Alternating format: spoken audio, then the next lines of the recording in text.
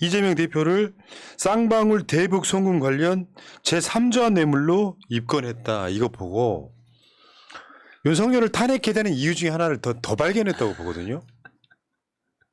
저게 뭐냐면 그러니까 기억들 하시겠지만 성남 FC의 증거가 안 나왔어요. 기업들로부터 정확히 표현하면 광고비.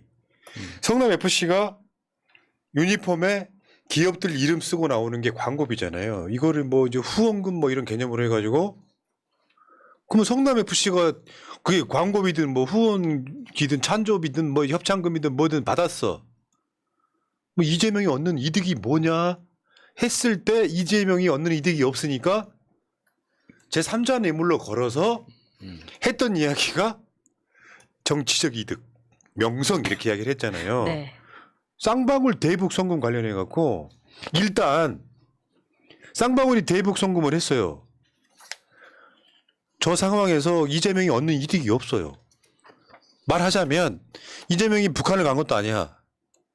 얻는 이득이 없다고. 저는 그것보다 더 궁금한 게, 그러니까 쌍방울이 북한에 돈을 준 건 사실이잖아요.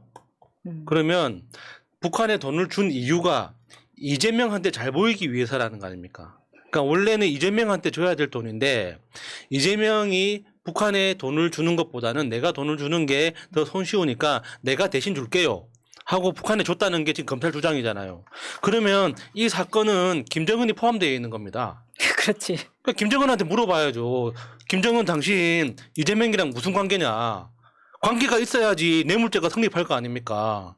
김정은하고 이재명하고 아무 관계가 없는데 쌍방울이 미친 듯이 내가 대신 줄게요 하고 준다고 해서 그러면은 북한은 그럼 네가 김성태 네가 나한테 돈을 줬으니 내가 이재명 잘 봐줄게 라는 어떤 인식이 있어야 될 거 아닙니까. 근데 그걸 어떻게 증명할 거냐고. 증명 못하면서 그러니까 무조건 이렇게 주장하고 있는 거죠. 정치적으로 보면 정치검찰이라고 하는 게 3자 뇌물이라고 하면요. 정확한 사건이 뭐냐면 박근혜한테 잘 보이려고 최순실한테 뇌물 준 거예요. 최순실하고 박근혜가 경제의 공동체라서 최순실한테 주면은 기업들이 박근혜 정부로부터 얻는 이득이 많다. 이제 3자 뇌물죄의 개념이란 말이에요. 그런데 검찰은 이재명이 직접적으로 얻는 이득이 하나도 없으니까 심지어는 정치적 이득, 명성 이렇게까지 표현했단 말이죠. 근데 사건은 어떻게 변질됐느냐. 성남 FC도 마찬가지로 제3자 뇌물 공여, 이재명이 얻는 이득이 없으니까 제3자 뇌물 공여로 이재명이 얻은 이득은 유명해졌다. 이거였단 말이에요. 저게 이제 지금 화면에 보이는 게 성남 FC 건이에요. 저게. 요거를 경찰은 3자 뇌물이 아니다라고 이야기했던 거를 검찰이 뒤엎고 성남 FC를 3자 뇌물로 기소를 한 겁니다. 일단 저 사건은 그렇고 쌍방울 건은 뭐냐면 김성태가 약점이 많은 사람이야. 그래서 외국에서 막 송환돼가지고 난리 났었지 않습니까? 처음에는 김성태는 이재명을 본 적도 없다 그랬어요. 근데 여기 논리적 모순점이 되게 많은 게 넘기세요. 김성태가 나중에 검찰의 조사를 받다가 이재명 방북 비용 300만 달러를 송금했다라고 이야기를 딱 해요. 이때 처음에 이화영 전 경기도 평화부지사는 쌍방울 대북 송금은 경기도랑 무관하다고 처음에는 입장이 저렇게 나왔었어요. 사실 무관합니다. 무관한데 이제 이 사건은 김성태 잡아 들어가지 이화영 잡아 들어가지 해갖고 이 사람들을 약점을 잡아가지고 사건을 조작하는 과정에서 두 사람 말이 바뀌는 과정에 지금 있는 거예요. 사건 송금 일지 뭐 이런 거 볼게요. 저런 방식으로 쭉 만들어져 있지만 김성태나 이화영은 초반에는 정반대 이야기를 하고 있었던 거예요. 그냥 간단하게 설명을 해드릴게요. 김성태는 이재명을 한 번도 본 적이 없어요. 통화도 한 번 했는데 그거는 어디 술자리에선가 바꿔달라고 해서 바꿔줬어요. 저 김성태가 이재명 방북 비용으로 300만 달러를 송금한 사람인데 이재명이 밥 한 끼 안 사줍니까? 그러면 실제로 돈을 송금한 건 사실이잖아요. 그러니까 저 사건이 어떻게 변질됐는지 보여드리는 그러면 돈을 왜 송금했는지가 중요한 거죠. 실제로 검찰은 김성태가 그러니까 그 대북 사업으로서 뭐 히토류 같은 걸 수입하는 그런 사업권을 취득하기 위해서 그 대북 사업을 시작했는데 그 이재명이 그러니까 유력한 그 대권 후보기 때문에 나중에 후위를 동원해서 그러니까 겸사겸사해서 대납한 거다 이렇게 이야기를 하는데 원래 김성태가 저 사건이 포착되기 시작한 건 주가 조작 혐의였습니다. 맞아. 그러니까 히토류 대북 사업으로서 히토류를 수입하는 이 사업권 가지고 이 호재라고 해가지고 주식시장에서 주가를 띄어서 500만 달러 쓰고 지금 그 올린 주가 조정 수익이 2천억이 넘는단 말이에요. 그러니까 우리나라 돈으로 환산하면 50억 투자해가지고 2천억 수익을 올린 거예요. 처음에 검찰은 그걸 가지고 수사를 시작했던 겁니다. 김성태의 주가 조작 혐의를 가지고. 그런데 이재명하고- 그거는 지금 다 사라지고 맞아. 이재명만 남은 거예요. 아, 이재명 대표를 쌍방울과 엮어서 김성태가 이재명한테 잘 보이고려고 북한에 방북 비용을 대납했다 이런 식으로 이제 계속 변제시켰잖아요. 이번에 한동훈 이 새끼가 이재명 대표 수사 관련해서 몇 명 죽었냐 이야기 한번 국회에서 한 적이 있어요. 근데 돌아가신 분들은 일제히 검찰을 얘기했거든요. 강압수사. 예. 저게 지금 김성태 거는 말할 것도 김성태는 약간 사기꾼, 약간 모사꾼, 조폭 이런 이야기를 했었잖아. 한동훈도 인정한 거니까. 네. 이화영이나 쌍방울 김성태 건들은 뭐냐면요. 약점 잡아서 진술 번복시키는 스킬이에요.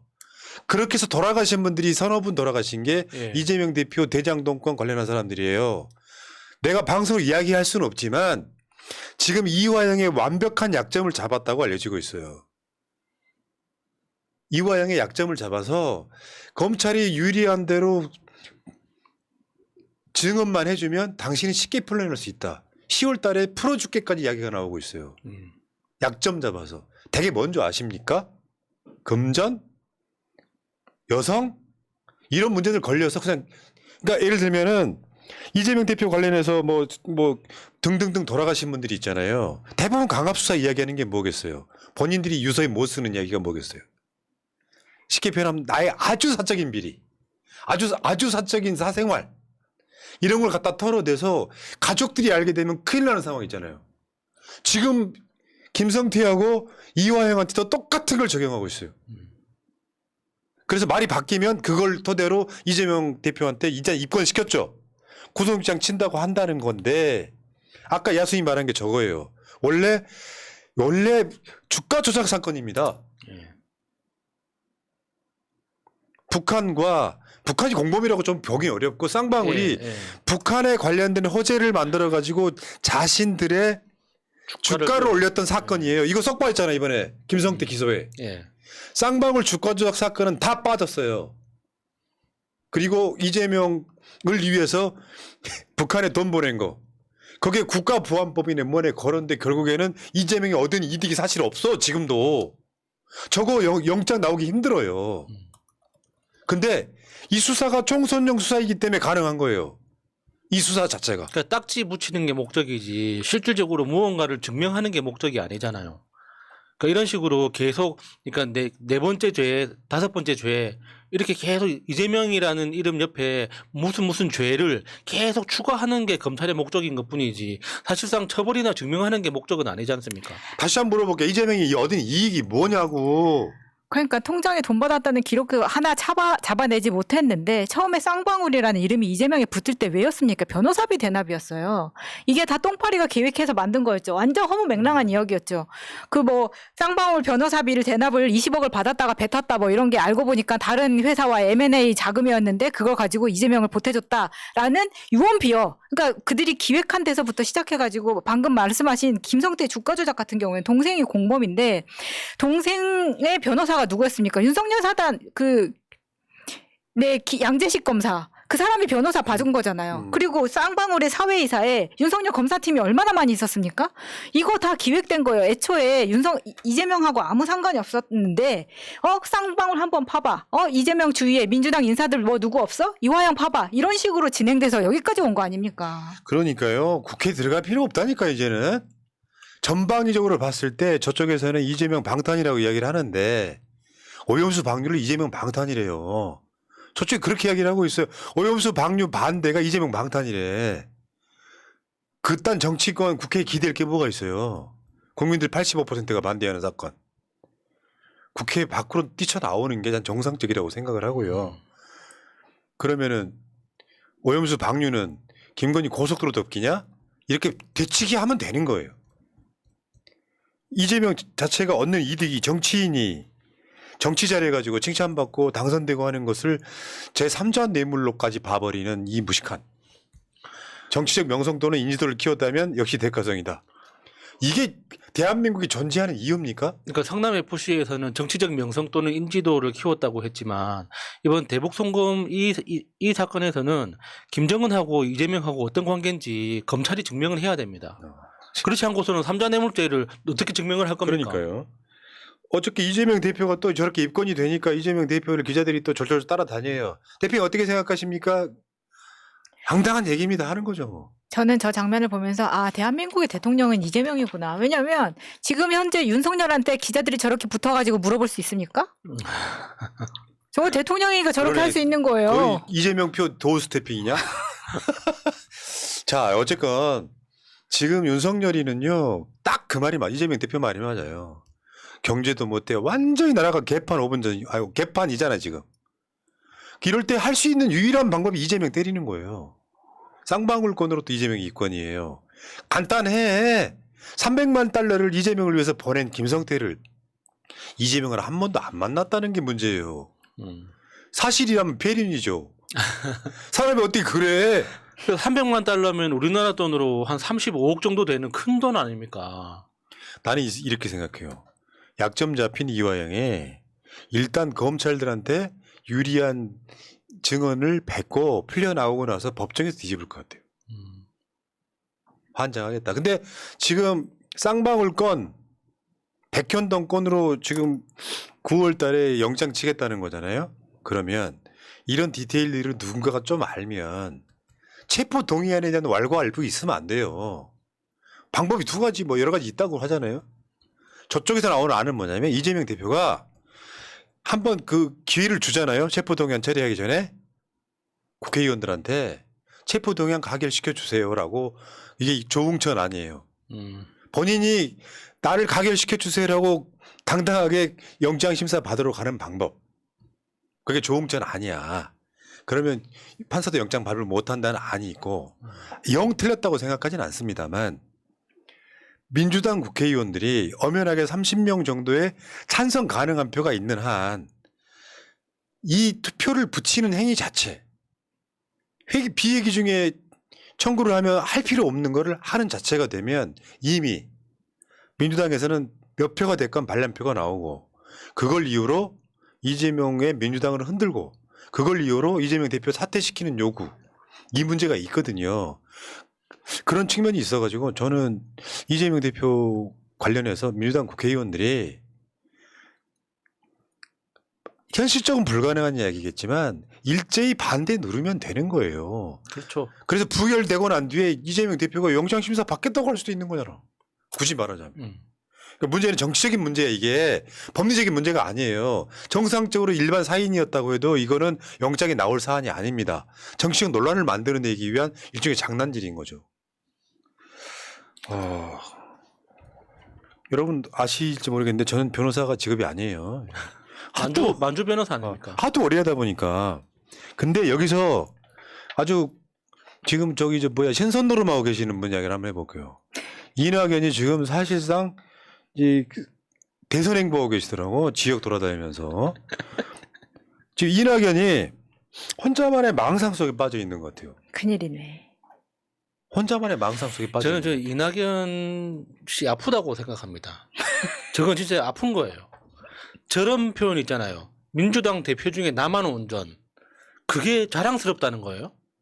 안 싸웠다는 거잖아요. 싸운 사람들이 다 다친 거지. 나는 안 싸우고 가만히 있으니까 나 얌전하게 상처는 없지롱. 얼마나 깨끗해. 이건 부끄러운 이야기지. 자랑할 게 아니에요. 그러니까 추미애, 이해찬, 송영길, 이재명 사법 리스크를 비판하는 톤으로 민주당 대표 중에 나만 온전하다. 어르신요. 정계은퇴 아직 안 하셨어요? 진짜 아파도 진짜 많이 아픈 거예요, 저거는. 진짜 나도 그 얘기 똑같이 하고 싶었거든요. 나는 깨끗한 사람이고 나머지는 문제 있는 거 아니야? 아유 저 영감님 진짜. 근데 저것도 웃기는 게 본인이 깨끗하지도 않은 거잖아요. 여러분 문재인 대통령 취임하고 그 국민 지지가 막 8, 90% 가던 시절에 초대 총리가 이낙연이었죠. 여러분들 기억 못 하실지 모르겠는데 이낙연 총리 청문회 쟁점이 이렇게 많았어요. 그냥 한번 읽어드릴까요? 쟁점만? 의혹 1. 타이틀만? 부인 그림 고가 매매 의혹. 부인이 2013년에 전남개발공사에 그림 2점을 900만 원에 판매한 의혹이 있습니다. 두 번째, 아들 군면제 의혹이 있었습니다. 신체검사 상급 현역 입대 대상인데 운동하다 어깨 부상을 당했다고 5급 전시 근로역으로 면제를 받았고요. 의혹 세 번째, 증여세 탈루 의혹이 있습니다. 2013년 아들의 전셋집 등 재산 1억 9,200만 원 증가했는데 증여세 납부 기록이 없습니다. 의혹 네 번째, 모친 아파트 투기 의혹이 있습니다. 도곡동에 2001년에 아파트를 구입을 했고 시세 차익이 4년 동안 2억을 받았네요. 그리고 의혹 다섯 번째, 상속세 누락 의혹이 있고요. 여섯 번째, 아들의 위장 전입 의혹이 있습니다. 그것도 있었고요. 저 전남지사 선거 나갔을 때 투표인단 불법 모집 당비 대납 의혹 맞아요. 당비 대납 있었죠. 그러니까 저게 사실이란 소리가 아니고요. 의혹 제기는 누구나 할 수 있는데 당신이 최소한 이재명에 대해서는 저런 소리 하면 안 되는 게 뭐냐면 일단 그 자기가 요즘에 광 엄청 팔아. 이재명 뭐 민주당 어쩌고저쩌고 하면서 지금 민주당의 혁신의 길을 잃었다. 제2의 DJ가 필요하다 그러는데 이분은 싸운 적이 없어. 조국 장관에서 끌어내리고 추미애 장관에서 끌어내리고 윤석열과 싸운 적이 한 번도 없는 사람이야. 넘기세요. 제2의 DJ가 필요하다라고 주장하고 다녀. DJ처럼 어떤 고난을 당해본 적이 없어요. 오히려 이재명이 DJ랑 닮았어. 근데 이낙연이 말하는 제2의 DJ가 누구를 말하는 걸까요? 내가 필요하다 아니면 내가 필요하다. 이 부끄러운 인간아. 그래서 저렇게 말하면서도 DJ처럼 공부를 하거나 책도 안 읽는데 심지어 혁신안이 며칠 전에 나왔는데 그것도 아직 읽어보지도 않고 인터뷰를 한 겁니다. 어르신 나이값 좀 하세요. 이재명 회돈 전에 만났던 사람이 김혜영 아니야. 김혜영이 뭐하는 놈이지? 이재명 대표 사퇴하라고 주구장창 외치는 놈. 조금밖에. 그런 짓 하고 있는 놈만 만나고 다니면서 지가 갈라치기를 해요. 다시 한번 돌아가 볼까 원점으로? 도덕성 윤리. 대장동에서 얼마 전에 오마이뉴스가 봉지욱 기자 인터뷰한 거 보이죠. 대장동 의혹 최초 제보자는 누구인가? 화천대유 대표 입에서 나온 이낙연 쪽. 그래서 이낙연 쪽에서 경기도에 있는 모 인터넷 신문 기자한테 그걸 주고 터뜨렸다는 거 아니에요? 네. 저 봉지욱 기자 인터뷰에 보면 그런 것도 나와요. 저번에 원희룡하고 김은혜가 대장동 관련한 문서가 고속도로 어디 무슨 하수구인가 뭐 네, 거기서 맞아요. 나왔다는 이야기 있죠. 네. 그것도 사실은 이낙연 쪽일 가능성이 높다는 톤으로 이야기합니다. 대선 때. 그래놓고 말하자면 대장동에 관련되어 있는 그 많은 의혹들 지금 단 한 건도 이재명이 돈 받지 않은 걸로 나옵니다. 네, 저 이낙연 쪽이라고 의심되는 그 뭐 윤영찬, 박광원 이런 사람들 있잖아요. 지금 그런 사람들이 지금 민주당 내에서 어떤 역할을 하고 있는지 생각해 보면 또 한번 분노가 다시 올라오는 거죠. 그러면서도 지금 뭐 온전한 사람 자기밖에 없다고? 지금 이낙연이 사람이라면요. 두 가지를 해야 돼요. 경선에 관련된 문제 그걸로 이 대장동 등으로 고초를 겪게 해서 미안하다는 이야기를 해야 돼요. 나중에 당대표가 되고 난 뒤에 서른이 한 말이 있어요. 대장동권 관련해서 미안하다 그랬어요. 이재명 대표한테. 기억들 하시겠죠? 예. 이낙연 그거 있어야 돼요. 대장동에서 이재명 돈 받은 게 없다니까요. 다시 한 번 말씀드리지만 이직들 중심으로 인터넷 커뮤니티 같은 데 가서 이재명 악마호가 어마어마하잖아요. 이재명은 거의 신급이잖아요. 성남시장 하면서요. 다 매수하고 다 조작하고 조폭들하고 어울리고 막 형수한테는 막 쌍욕하고 여배우하고 사귀고 안 그래요. 진실로 보면 이재명 대표가 딱 그 말이에요. 이명박근혜 정권을 지나면서 만약에 비리가 있었다면 가루가 됐을 거다. 그렇죠. 지금 정치 못다 감옥에 있을 거다. 현실로 한번 봤잖아요. 300회 이상의 압수수색을 통해서 몇 년간 털었는데 이재명이 돈 받았다는 증거 아직도 없어. 그래서 내가 뭐라 그랬어? 그러면 저쪽에서 뭐라 그러냐면 잘 숨겼네. 검찰이 주장하는 것 중에 나중에 사후에 받는 거 있잖아. 428억. 아, 나중에 알고 봤더니 그거 김만배는 그거 내 거야라고 얘기하고 있고 지들끼리는 유동규 건에 아니네 얘기하고 있잖아. 근데 그 정도로 잘 숨겼으면 좀 인정해줘야 되는 거 아닙니까? 실력 좋네. 아니 그러니까 이야기 붙들면 안 돼. 지금 상황은 예. 이재명이 그만큼 깨끗하게 살았다는 얘기예요. 그럼 대장동이나 백현동이나 성남FC나 지금 나오는 그 모든 것들에 이재명이 돈 받은 증거가 없어요. 예. 그러면 아직도 대장동으로 검찰에 불려가고 재판 받아야 되잖아요. 이제 재판 자료 기소할 때 자료 전부 된 자료만 트럭 2개 분량이야. 다음 대선 끝날 때까지 재판 안 끝나요. 이걸 제공한 사람이 하다못해 대선 중에도 그 서류를 원희룡, 김은혜 등 윤석열 후보 측에 갖다 준 정황까지 있어. 이재명 되지 말라고 고사를 지낸 새끼들이야. 그 수괴가 누구야? 이낙연이잖아요. 사과하지 않으니까 나는 우리는 이낙연 싫어하는 거예요. 지금도 진행되고 있을지 몰라요. 이재명을 끌어내리는 역할을 하고 있을지 모른다고. 그게 목표지 않을까요? 우리가 사람으로 안 보는 이유가 네. 저런 거예요. 그런데 뭐 이재명, 이낙연이 회동하기 전에 민주당의 블루웨이브인가 게시판 열었는데 거기에 낙지 어쩌고저쩌고 막 이낙연 비판한 글 올라오니까 그 핑계로 그만뒀다며. 그런 썰이 있잖아. 예. 심지어 탕탕 치지도 않았는데. 내가 그래서 열받는 거예요. 이재명이 그래서 짠해 보이는 거예요.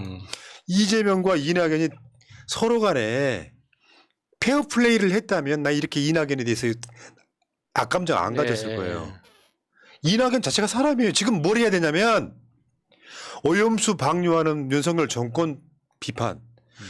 우리 당 사람이고 경선 어떤 서로 간의 라이벌인 후보였지만 이재명 너무 심하게 수사한다에 대한 비판. 이런 거 안 하잖아. 역대 민주당 대표들 중에요. 이재명을 제외하고 나면 나는 추미애도 잘했고요. 정권 교체한 대표야. 그렇죠. 이해찬도 잘. 총선 대승한 이해찬 대표 잘했고요. 그다음에 송영길 대표는 중간에 낙마하긴 했어도 네. 송영길도 역할을 다 했죠. 대선 졌기 때문에 네. 이재명도 마찬가지고 최소한 이낙연보다 잘했어. 이해찬 대표가 180석을 만들어서 넘겨줬잖아요. 넘겨줬죠? 예.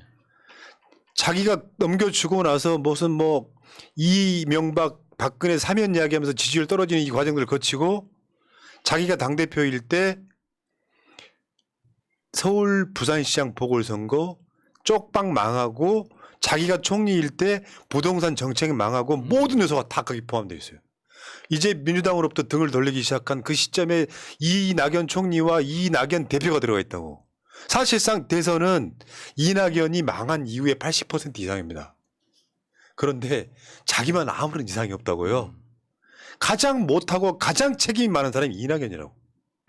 근데 뜬그룹 속에서 하는 거야. 근데 우리가 이런 사람인 줄 몰랐었잖아요. 총리 때 잘했고 우리가 응원했고 다음 대권 주자로 생각하고 있을 때만 해도 이명박 박근혜 사면 발언 이전에 그때만 해도 저희 모두 이낙연의 지지자였는데 본인이 이렇게 만든 겁니다. 대부분의 민주당 지지자들을 본인이 등 돌리게 만들었기 때문에 대표적인 이유로 뭐 민주당 쪽 스피커들한테 퇴짜 오면서 돌아다니고 일정 미루면서 이런 식으로 했던 것 자체가 민주진영 자체를 존중한다는 느낌을 받을 수가 없는 겁니다. 네. 내가 이낙연이고 70 넘은 원로라고 하고 이렇게까지 민주당 망쳤고 대선까지 지게 만들었다면요. 하긴 본인이 그걸 모르니까 저러고 있겠지. 그렇죠.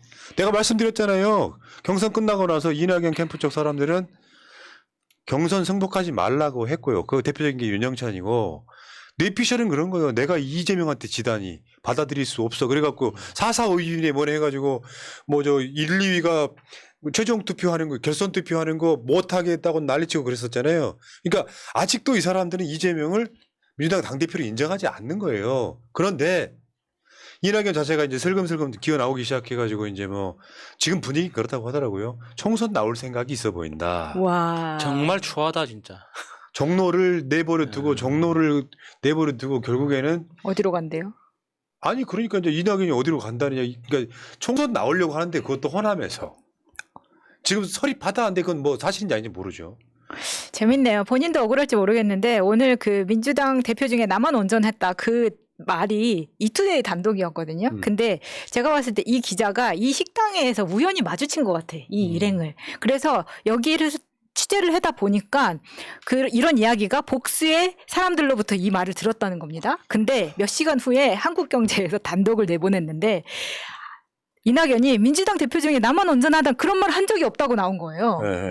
그래서 그러면 이것에 대해서 이런 기사가 나온 거에 대해서 어떻게 생각을 하느냐 그랬더니 뭐 특별히 할 말은 없다라고 반응을 했다고 합니다. 여기서 그러니까 대중들은 이 기사를 어떻게 받아들일까요? 아니 문제는 저런 말 하고 안 하고의 문제를 떠나서요. 너무 뻔뻔한 데다가 이재명이 겪고 있는 고초는 이낙연 캠프가 대선 중에도 저런 짓을 했단 말이에요. 네. 경선 떨어지고 나서 지금도 마찬가지라는 거죠.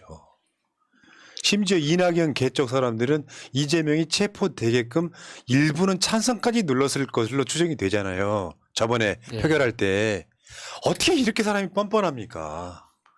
이낙연이 이런 이야기를 이해할 수 있을지 모르겠는데, 그러니까 세 사람이 모여서 나를 포함해서 세 사람이 모여 있는데 내 주변에 도라이가 안 모이면 내가 도라이다. 그런 이야기가 있거든요. 네. 그러니까 이게 자기 객관화가 안 되는 사람들을 비꼬는 조크란 말이에요. 그러니까 전직 민주당 당대표를 향해서 저 사람들은 다 오염된 사람들이다, 더럽혀진 사람들이다라고 말하는 것 자체가 자기 객관화가 안 된다는 뜻이에요. 이건 굉장히 심각한 문제입니다. 내가 역사를 되돌릴 수 있다면 이낙연은 당대표가 됐으면 절대 안 되는 거였어요. 맞아요. 여기까지 하겠습니다. 네. 어우, 이게 방송을 하고 나면 시원한 게 아니라 더 빡이 치네요. 이게 다 오염수 때문입니다. 자,